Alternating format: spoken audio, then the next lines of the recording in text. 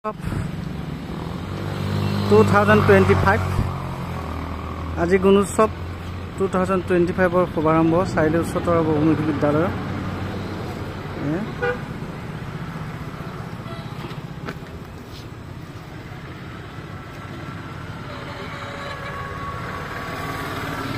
আৰম্ভ হৈছে।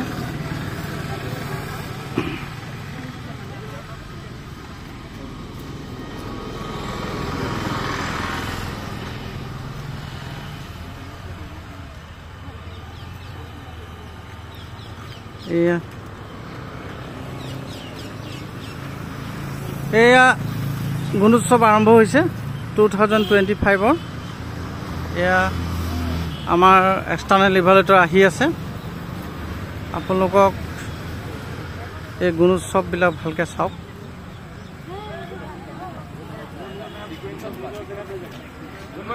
Good morning good morning good morning good morning good morning গৈছো। এয়া অনন্ত দাস ছাৰ, এয়া ছাৰ অসীম ছাৰ,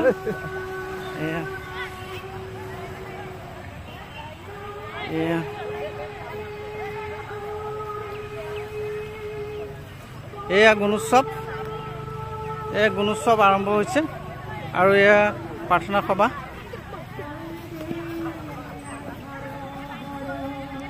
আৰম্ভ হ'ব এতিয়া।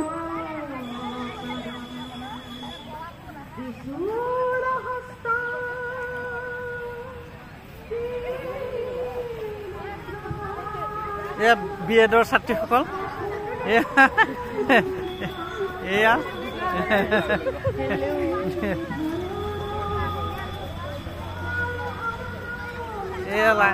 শাৰী পাতিছে।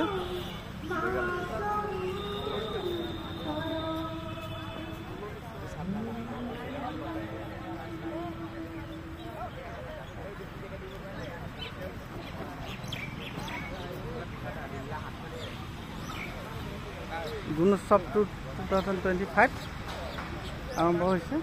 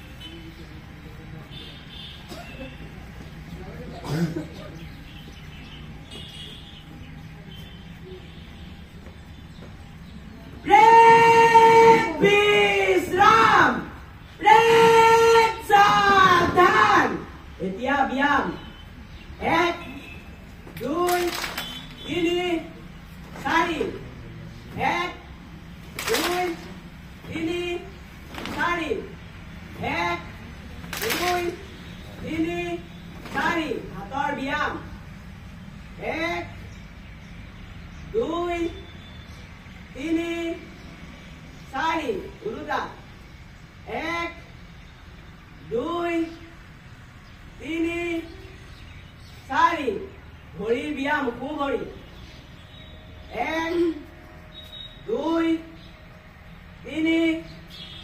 4 গাঁও ভৰি 1 2 3 4 ব্ৰেক বিশ্ৰাম ব্ৰেক সাৱধান প্ৰাৰ্থনা আৰম্ভ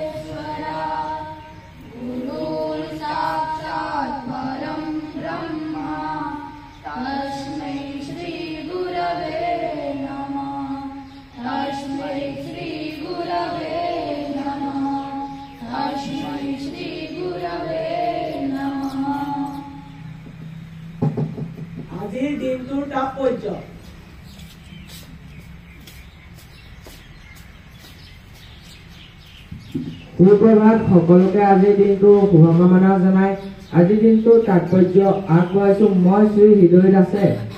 আজি ইংৰাজী 6 ফেব্ৰুৱাৰী 2025 চন অসমীয়া দিনপঞ্জী অনুসৰি 1431 ভাস্কৰাব্দ 1944 শকাব্দ মাঘ মাহৰ 23 তাৰিখ বৃহস্পতিবাৰ শুক্লা দশমী তিথি 1874 চনৰ আজিৰ দিনটোতে অসম বেংগলোৰৰ পৰা পৃথককৈ শ্বিলঙত ৰাজধানী স্থাপন কৰিছিল আৰু কেইদিনৰ পৰাই অসমত প্ৰশাসনিক পটভূমিৰ আৰম্ভ হৈছিল। 1778 চনৰ আজিৰ দিনটোতে ফ্ৰান্সে আমেৰিকা যুক্তৰাষ্ট্ৰক মান্যতা প্ৰদান কৰিছিল। 1999 চনৰ আজিৰ দিনটোতে দেশৰ প্ৰথমটো পেচমেকাৰ বেংক কলকাতাত স্থাপন কৰা হৈছিল। 2022 চনৰ 6 ফেব্ৰুৱাৰীৰ দিনা ভাৰতৰ কোকিলকণ্ঠী গায়িকা লতা মংগেশকাৰৰ মৃত্যু হৈছিল। 2024 চনৰ আজিৰ দিনটোত ভাৰতৰ প্ৰধানমন্ত্ৰী নৰেন্দ্ৰ মোদী ডাঙৰীয়াই 11,000 কোটি ব্যয় ধাৰ্য কৰি অসমত ক্ৰীড়া আৰু স্বাস্থ্য বিভাগৰ আন্তঃগাঁথনি উন্নয়নৰ অৰ্থে শিলান্যাস গুৱাহাটীত স্থাপন কৰিছিল। ধন্যবাদ। আজিৰ পুৱাৰ বাতৰি সুপ্ৰভাত মই শ্ৰী শুভমজ্যোতি বৰাই আজি পুৱাৰ বাতৰি পৰিৱেশন কৰিবলৈ ওলাইছো। আজিৰে পৰা যোৰহাটৰ শ্ৰীমন্ত শংকৰদেৱ সংঘৰ 94 সংখ্যক বাৰ্ষিক অধিৱেশন 24 ফেব্ৰুৱাৰীত দুদিনীয়া কাৰ্যসূচীৰে অসমলৈ আহিব প্ৰধানমন্ত্ৰী মোদী। বৰ্জাৰ বিমানবন্দৰৰ টাৰ্মিনেল পুনৰ উন্নতীকৰণ সম্বোধন উদ্বোধন মুখ্যমন্ত্ৰী। আজি ভাৰত ইংলেণ্ডৰ প্ৰথম এদিনীয়া 5খনীয়া T20 আজি পুৱাৰ বাতৰি মানে ধন্যবাদ। আজিৰ পুৱাৰ মহৎলোকৰ বাণী আজি পুৱাৰ মহৎলোকৰ বাণী শিক্ষকসকল এডাল মৌমাটিৰ দৰে যি নিজে জ্বলি আনক পোহৰ দিয়ে। সক্ৰেটিছ চৰিত্ৰৱান মানুহ পবিত্ৰ জলৰ নীতি না যি নিজেও পবিত্ৰ আৰু আনকো পবিত্ৰ কৰে। সত্যনাথ বৰা যাৰ নিজৰ ওপৰত বিশ্বাস নথে তেতিয়াও ভগৱানক বিশ্বাস নকৰে। গুৰু নানক। আজি পুৱাৰ মহৎলোকৰ বাণী ইমানেই। আজিৰ পুৱাৰ কুইজ আজি পুৱাৰ কুইজ কৰিমবোৰে ভাষাৰ কথা জানে। কবিতা সংকলনখনৰ বাবে সুন্দৰ নকমীয়া কবিৰে 2024 চনৰ সাহিত্য একাডেমী বঁটা লাভ কৰিছিল। উত্তৰ গণিত শাস্ত্ৰৰ পিতৃ বুলি কাক জনা যায়? উত্তৰ মানৱ শৰীৰৰ আটাইতকৈ ডাঙৰ অংগটোৰ নাম কি? উত্তৰ বাল্মীকি ৰামায়ণ কোনে অসমীয়ালৈ অনুবাদ কৰিছিল? উত্তৰ আজি পুৱাৰ কুইজ ইমানেই। এতিয়া সফলতাৰ গীত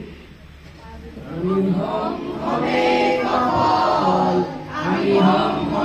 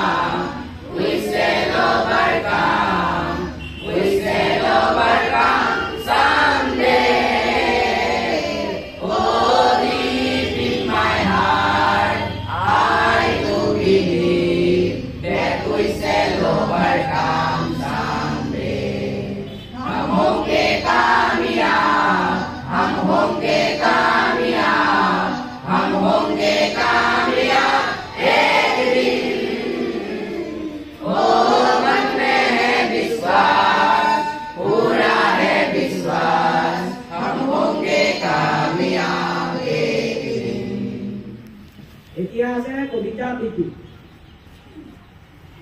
সুপ্ৰভাত, মোৰ নাম কৃষ্ণ নেওপানী। মই এটি কবিতা আবৃত্তি কৰিবলৈ ওলাইছো। কবিতাটিৰ শিৰোনাম মৰমৰ আই, কবি আনন্দ চন্দ্ৰ আগৰৱালা। কোনে মোক তুলি তালি কৰিলে ডাঙৰ, মোক সনা মিঠা মাতে পাহৰি ভাগৰ। কৰিছিল স্নেহ মোক দুগালত চুমা খাই, এৰি মোৰ পুজনীয়া মৰমৰ আই। চেনেহৰ চকু পানী ধাৰেৰে বোৱাই, কোনে মোক ৰাখিছিল বুকুত ধুৱাই। টোপনিত লাল তাল মুখখনি যাই, এৰি মোৰ পুজনীয়া মৰমৰ আই।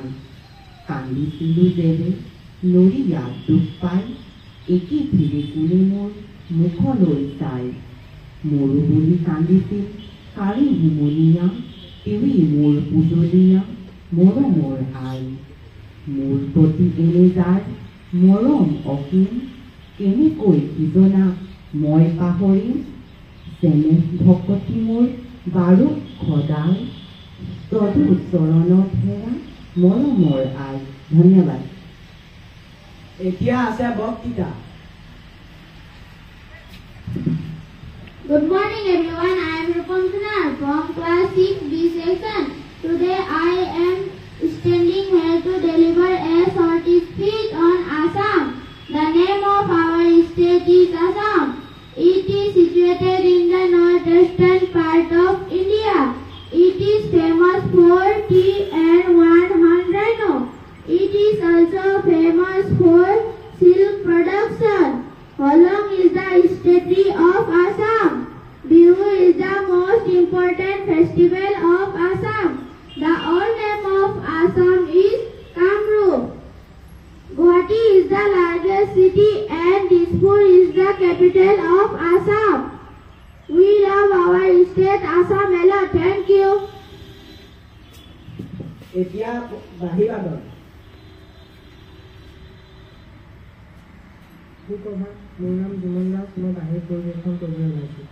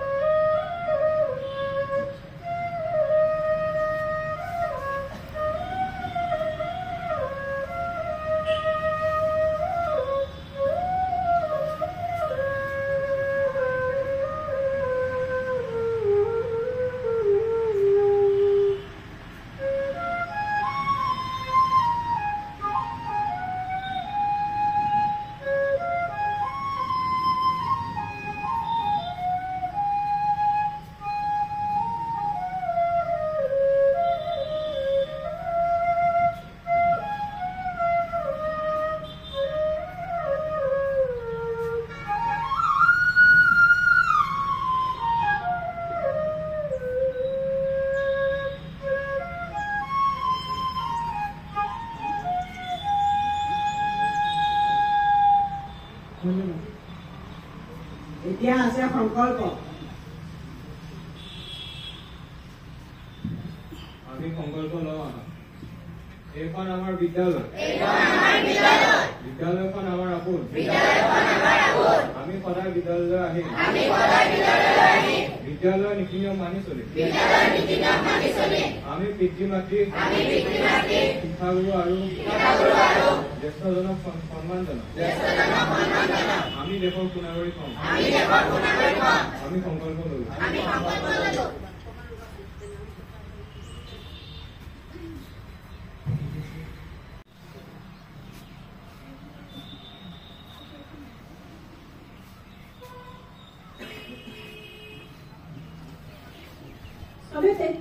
হাত চাপৰি এটাৰে অভিনন্দন জনাইছো আৰু ইয়াৰ পাছত কৃষ্ণমণি দাসে তৃতীয় পুৰস্কাৰ পাবলৈ সক্ষম হৈছে কৃষ্ণমণি দাস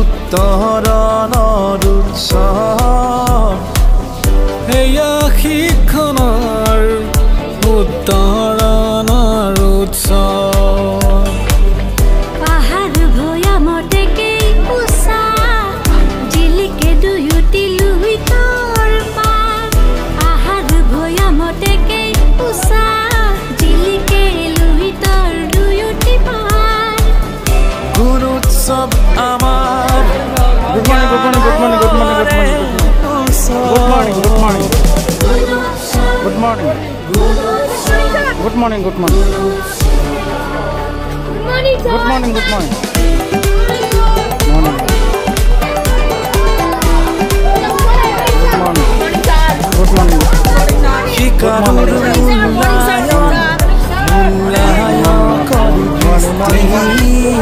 good morning, বিদ্যালয়ে লভিব উন্নয়নৰ গতি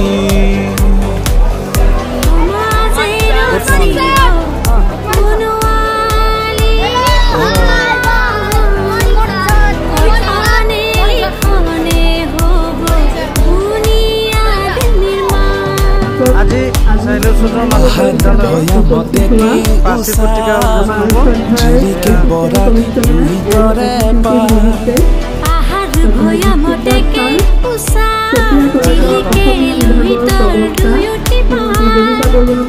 গুণোৎসৱ আমাৰ জ্ঞানৰে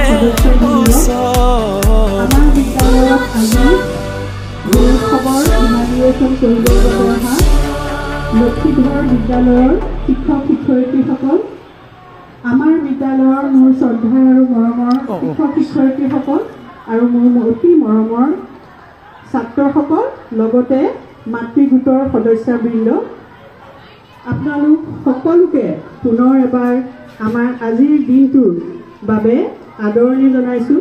আপোনালোকৰ বহুমূলীয়া সময় আজিৰ দিনটো আমাৰ বিদ্যালয়ত উলিয়াব লাগে। তাৰ বাবে আমাৰ শিক্ষক শিক্ষয়িত্ৰীসকলে তেওঁলোকে চেষ্টা কৰি আৰু ছাত্ৰসকলে তেওঁলোকে চাৰিআলি উচ্চতৰ বহুমুখী বিদ্যালয় প্ৰাচীৰ পত্ৰিকা উন্মোচন এয়া গুণোৎসৱৰ দিনা উলিয়াইছে। সেই প্ৰাচীৰ পত্ৰিকা উদ্বোধন কৰিবৰ বাবে মই আমাৰ মাজত উপস্থিত থকা কাৰ্যবাহী দণ্ডাধীশ শ্ৰদ্ধাৰ শ্ৰী দীক্ষিত দাস ছাৰক আহ্বান জনাইছোঁ।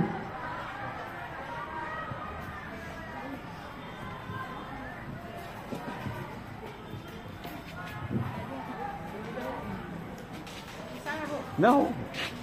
दीपज्योति परं ब्रह्मा दीपज्योति जनार्दनं दीपज्योति हरे पापं प्रातदीपं नमस्कुते शुभं करोतु कल्याणम् आरोग्यं सुखसम्पदा शत्रुबुद्धिविनाशाय प्रातदीपं नमस्कुते।